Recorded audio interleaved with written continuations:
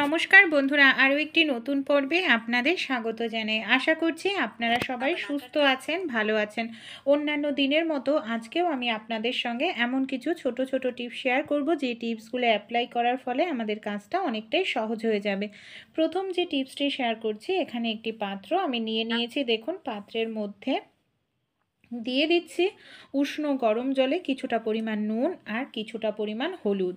নুন হলুদ দিয়ে খুব ভালো করে এই জলটাকে আমাদের এইভাবে মিশিয়ে নিতে হবে। তারপর নুন হলুদ মেশানো জলটাকে আমরা কোথায় কি কাজে ব্যবহার করব চলুন দেখে নিই। আমাদের বাড়িতে যে সিঙ্ক থাকে না, অনেক সময় দেখা যায় মাছ মাংস যখন ধুই, বাসন মাজি না, সিঙ্ক থেকে বাজে আষ্টে গন্ধ বের হতে থাকে, এমনকি পাইপ থেকে পোকামাকড়ও আসতে থাকে। তাই এইভাবে নুন হলুদের উষ্ণ গরম জল ঢেলে দিলে আষ্টে গন্ধ দূর হবে, সেই সঙ্গে পোকামাকড় সিঙ্কের পাইপ বেয়ে কখনোই ওপরে উঠে আসবে না। চলুন পরের টিপসটি দেখে নিই। অনেক সময় দেখা যায় সবজি কাটতে গিয়ে, মাছ মাংস কাটতে গিয়ে আমাদের হাতের আঙ্গুল এইভাবে কেটে যায়, এমনকি রক্তও বের হতে থাকে। তাই এরকম যদি সমস্যা হয়, ছোট্ট একটি কাজ করবেন, দেখবেন সমস্যাটা খুব সহজেই দূর হয়ে যাবে। যে জায়গাটায় আপনাদের কেটে গেছে সেই জায়গাটায় আপনারা এই ছোট্ট কাজটি করুন। এখানে দেখুন আমার তো কেটে গেছে। চিনি আমাদের প্রত্যেকের বাড়িতেই থাকে। আপনারা কি করবেন, সামান্য পরিমাণ একটু চিনি কাটা জায়গায় এইভাবে লাগিয়ে দিন। দেখবেন সঙ্গে সঙ্গেই আপনাদের রক্ত পড়ার সমস্যাটা বন্ধ হয়ে যাবে। ছোট্ট টিপস অ্যাপ্লাই করলে কিন্তু আপনারাই উপকার পাবেন। এইভাবে দেখুন চিনিটা আমি লাগিয়ে নিয়েছি। এরপর আমি 1-2 মিনিট পর এখানে মুছে বোরলিন বা অন্য কিছু লাগাবো। ভাত তো আমরা রান্না করি, অনেক সময় ভাত রান্না করতে গিয়ে অন্য কোনো কাজে গেলে দেখা যায় যে আমাদের যে ভাতটা আছে না, হয়তো বেশি পরিমাণে সেদ্ধ হয়ে যায়। আর বেশি সেদ্ধ হয়ে গেলে সেই ভাতটা কিন্তু খাওয়া যায় না, একেবারে নরম হয়ে যায়।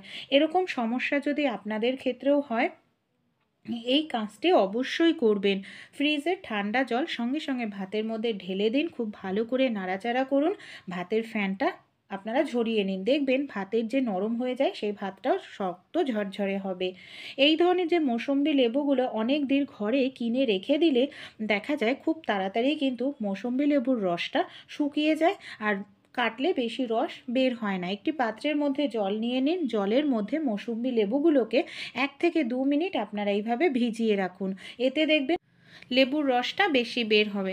টমেটো আমরা তরকারিতে কম বেশি প্রত্যেকেই খেয়ে থাকি, কিন্তু সমস্যাটা কি হয়, অনেক সময় দেখা যায় তরকারিতে আমরা টমেটো পিস পিস করে দিই, মশলার সঙ্গে কষানোর সময় টমেটোর খোসাটা সেদ্ধ হয় না। আর এমনকি টমেটোর খোসা যদি সেদ্ধও না হয়, সেই টমেটোর খোসাটা আমরা খেলে সেটা কিন্তু হজমও হয় না।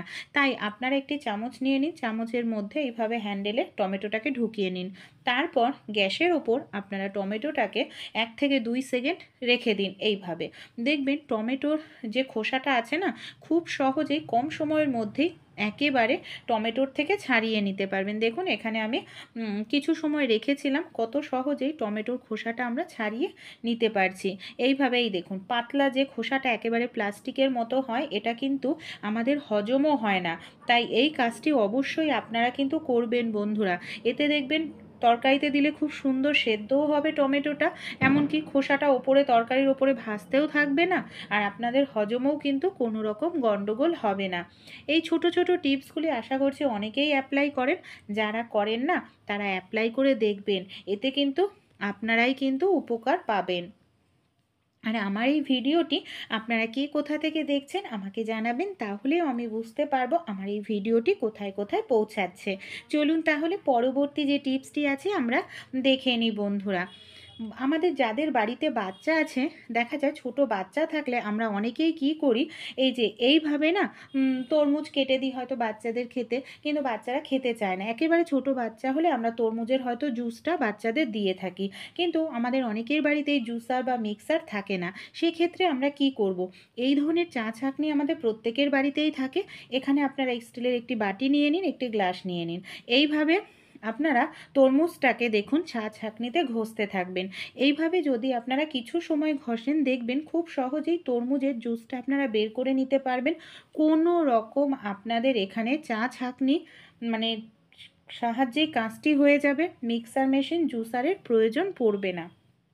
এই দেখুন কত সহজভাবে আমি এখানে জুসটা বের করে নিচ্ছি। তাই ভালো লাগলে অবশ্যই ছোট্ট টিপসটি আপনারাও ট্রাই করতে ভুলবেন না। এই ছোট্ট টিপসটি অ্যাপ্লাই করলে আপনাদের কাজটাও কিন্তু সহজ হয়ে যাবে।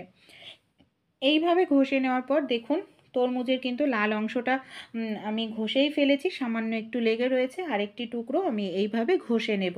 তারপর আমি আপনাদের ছেঁকেও দেখাবো যে কতটা সুন্দরভাবে আমরা মানে জুসটা বের করতে পারি। দেখুন দুটো টুকরো আমি ঘষে নিলাম। এবার আমি কি করব, যে গ্লাসটা নিয়েছি সেই গ্লাসটাকে আমি এবার পেতে নিচ্ছি। আর এই যে দানা রয়েছে না ভেতরে, এই দানা বীজ এগুলোকে ফেলে দেওয়ার জন্য আমাদের এই ছাঁকনিটা দিয়ে ছেঁকে নিতে হবে। কত কম সময়ের মধ্যে কারেন্টের খরচা ছাড়াই আমরা কিন্তু এইভাবে জুস বের করতে পারি। তাই অবশ্যই ভালো লাগলে আপনারাও অ্যাপ্লাই করতে ভুলবেন না।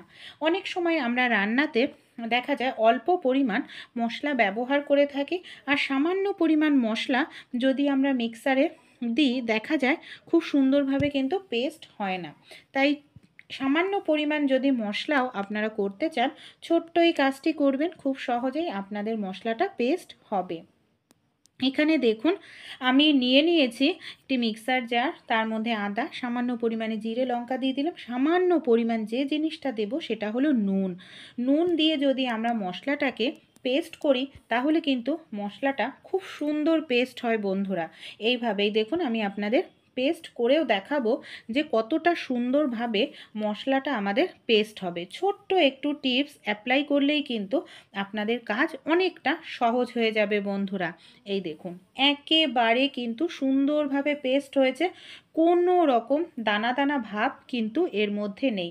তাই অবশ্যই ছোট্ট টিপসটি আপনারাও ট্রাই করে দেখবেন। চলুন তাহলে পরবর্তী যে টিপসটি আছে আমরা দেখে নিই। এখানে আমি একটি নিয়ে নিয়েছি মাছ। অনেক সময় মাছের আঁশ ছাড়াতে অনেকটা সময় লাগে। আমাদের বাড়িতে যে এই ধরনের পুরনো তালা চাবি থাকে, এখানে একটি তালা মানে তালার আমি চাবি নিয়ে নিয়েছি, তালাটা নষ্ট হয়ে গেছে। এই চাবিটা দিয়ে আমরা যদি এইভাবে উল্টো দিকে মাছটাকে টানতে থাকি, মাছের যে আঁশটা আছে আমরা কিন্তু খুব দ্রুত ছাড়িয়ে নিতে পারবো এইভাবে ঘষলে। আর এইভাবে যদি মাছের আঁশ ছাড়াই সময় কম লাগবে, ছুরি বটির প্রয়োজন পড়বে না। আর এই কাজটি কিন্তু করাও খুব সহজ। এই দেখুন কত সুন্দরভাবে দেখতে পাচ্ছেন মাছের আঁশ ছাড়ানো হয়ে যাচ্ছে। যারা নতুন রান্নাবাড়ি করছেন, সংসারের কাজবাজ করছেন, অল্পতেই হাত কেটে যায়, তারা এই ছোট্ট টিপসটি অ্যাপ্লাই করে যে কোনো মাছের আঁশ, যে মাছে প্রচুর পরিমাণে আঁশ থাকে সেই সব মাছের আঁশ কিন্তু খুব দ্রুত ছাড়িয়ে নিতে পারবেন। তাই ছোট্ট ছোট্ট টিপসগুলি অ্যাপ্লাই করতে ভুলবেন না। আশা করছি এই ছোট্ট টিপসগুলি অ্যাপ্লাই করলে আপনাদের কাজটা অনেকটাই সহজ হয়ে যাবে। এই দেখুন কত সুন্দরভাবেই কিন্তু আমার মাছের আঁশটা এখানে ছাড়ানো হয়ে গেল, একেবারে পরিষ্কার হয়ে গেছে। দেখতেই পাচ্ছেন আপনারা কত সহজ পদ্ধতি ছুরি বটি ছাড়াই। তাছাড়া অনেক সময় আমরা মাছ কাটতে গেলে দেখা যায় আমাদের না হাত কেটে যায় বটি দিয়ে মাছ কাটতে গেলে। তাই বটি ছাড়াও কিন্তু আমরা খুব সহজেই মাছ কেটে নিতে পারি কিভাবে, তারই একটি সহজ টিপস আপনাদের সঙ্গে শেয়ার করব বন্ধুরা। কোনো রকম ছুরি বটির এখানে আমাদের প্রয়োজন পড়বে না। আমাদের প্রত্যেকের বাড়িতেই যে জিনিসটা থাকে সেটা হলো কাঁচি। এখানে দেখুন আমি একটি কাঁচি নিয়ে নিয়েছি। কাঁচির সাহায্যে আমি এইভাবে দেখুন মাছটাকে, এই দেখুন ডানা, কানকো, মাছের যে লেজ আছে সেই অংশগুলোকে আমি এইভাবে কেটে নিচ্ছি। আমরা যদি মাছের ডানা, কানকো, লেজ এইভাবে কেটে নিই বন্ধুরা, তাহলে কিন্তু আমাদের হাত কোনোভাবেই কাটবে না। তাছাড়া আপনারা অনেক সময় ছুরি বটি দিয়ে মাছ কাটলে বিশেষ করে বসে কাটতে হয়, সেক্ষেত্রে অনেকেরই কোমর যন্ত্রণা করে। তাই এইভাবে একটি কাঁচির সাহায্যে মাছ কাটলে কোনো রকম কোমর যন্ত্রণা করবে না, এমনকি মাছের পিসগুলো খুব সুন্দর হবে। সমস্যাটা কি হয় মাছের মাথা নিয়ে, অনেক সময় মাছের মাথা আমরা ছুরি দিয়ে নর্মালভাবে কাটার চেষ্টা করলেও কাটা যায় না, কারণ মাছের মাথাটা অনেকটাই শক্ত হয়। তাই একটি টিপস অ্যাপ্লাই করবেন, আমাদের বাড়িতে যদি এক্সট্রা কোনো ব্যালন থাকে সেরকম ব্যালন নিয়ে নেবেন। এখানে দেখুন আমি ব্যালনটা দিয়ে এইভাবে ছুরিটার উপর আঘাত করছি, কত সহজেই মাছের যে শক্ত মাথাটা এটাকে আমরা সহজভাবে কেটে নিতে পারি এই টিপসটি অ্যাপ্লাই করলে।